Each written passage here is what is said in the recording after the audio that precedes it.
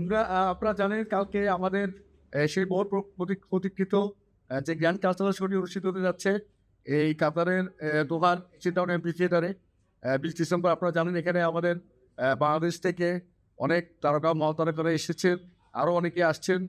তো এখন আপনারা জানেন যে আমাদের সাথে কালকে বিমানে অনেকে এসেছেন। তো তাদের মধ্যে ভিকি ম্যাডাম আছেন, তারপর হচ্ছে রুমানি ম্যাডাম আছেন, রানা তাসনিয়া ম্যাডাম আছেন। ওনারা প্রত্যেকে অনেক জনপ্রিয় অভিনেত্রী, উপস্থাপক। তো ম্যাডাম একটু আমাদের দর্শকদের বিষয়ে কিছু একটু খালি বলে যে আমরা আপনাদের অনুভূতিটা একটু বলেন। হুম, অনুভূতি অনেক ভালো আসলে। দেশের বাইরে শো করতে সবসময় ভালো লাগে। আমরা সবাই এখানে আছি।